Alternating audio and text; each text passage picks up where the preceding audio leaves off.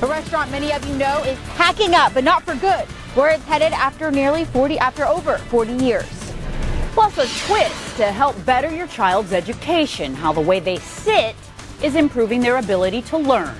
And a person killed after a truck overturns. Where this happened, what we know so far.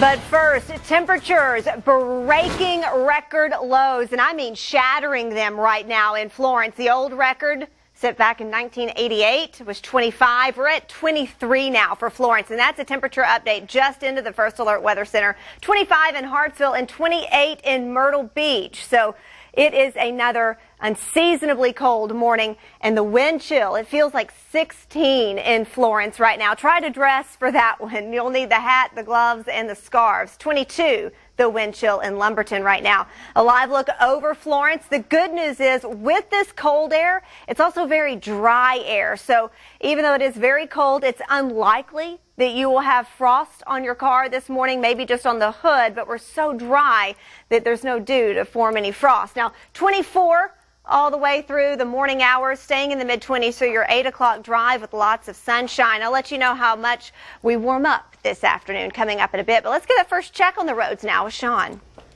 Yeah, you're definitely going to need a few extra minutes to get the heat going in your car this morning. We do have one accident to report, no injuries, but it is near Socastee High School over our Dogwood Circle near Rosewood Drive. Otherwise, though, traffic all clear, especially up and down 501 at this hour. We have no traffic issues to report on the main roads right now. We'll continue to keep you updated throughout the rest of the show. We'll be back in about 10 more minutes with another live look at your morning commute.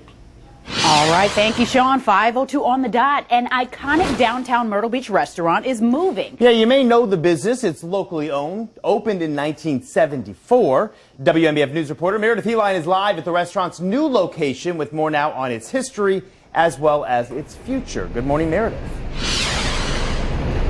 Good morning, you all. The longtime Myrtle Beach restaurant, The Library, plans to move from its current spot to this strip mall right behind me, right off of 66th Avenue North in Myrtle Beach.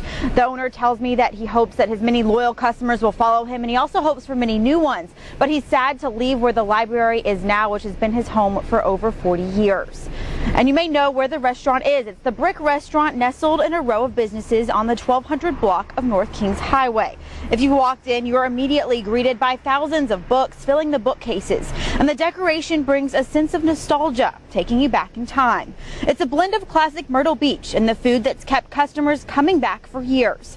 Shad Velasco has owned the Library restaurant since 2003, but he says in recent years things have been a struggle. He says the pavilion used to bring thousands of people to his fine dining restaurant, but since it was torn down and other area businesses left, his restaurant hasn't been the same. It was a big attraction. It drew a lot of business to downtown, and I feel like ever since that business left, the prime focus has been building up the boulevard, getting everyone over on the ocean, and that's where most of what I'm seeing, and most of the money is being spent, is getting people over to the ocean, where the back streets going towards business just seems to be dilapidating, and just not seeing a lot of construction happening on this side of the road. And he says there's plenty of land and space for nice things to be built off of the ocean front, and he hopes that it would. Coming up in the next half hour, I'll have more details on why he decided to move the Library restaurant. Reporting live from Myrtle Beach, I'm Meredith Heline, WMBF News.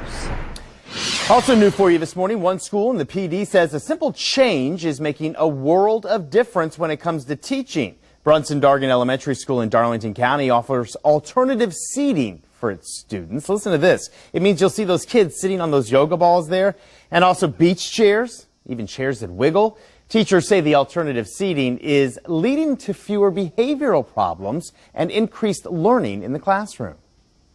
When kids have to sit in a chair all day long, they're just bored. I mean, you're going to fall asleep. I would fall asleep. But they're able to move, and it's supposed to stimulate their brains so that they're constantly just in motion. They're not, oh, this is so boring, Miss Kay Johnson won't be quiet. You know, it's more like, okay, I can move and listen to her talk at the same time.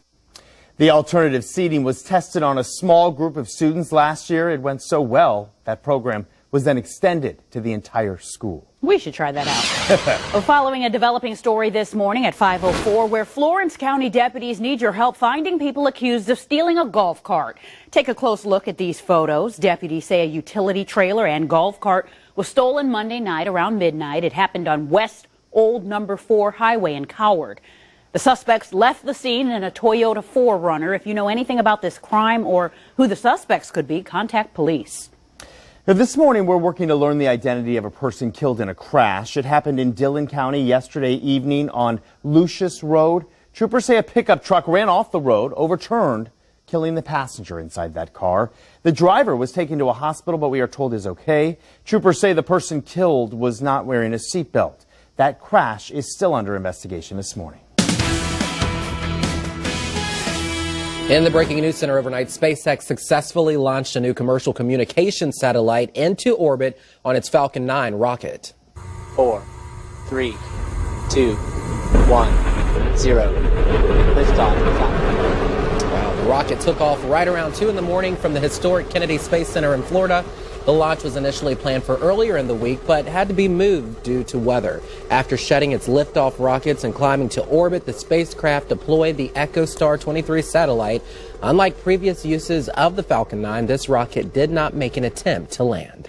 All right. Thank you, Ken, from the Breaking News Center. And also happening today, an autopsy is scheduled for a 3-year-old boy who was found dead on a porch outside in the cold. This happened at this home in Burke County in North Carolina. The sheriff's office says someone driving by yesterday morning saw the child lying down. When detectives got there around 8 o'clock, that child was dead. The sheriff says this past Tuesday was the child's 3rd birthday. Officers haven't released the child's name, and as of now, no one is facing charges. 5:06 now. We've been feeling some freezing temperatures here as well. Now, if you need a place to keep warm, tonight at 6 o'clock, a warming shelter is available at the Collins Park building in Conway.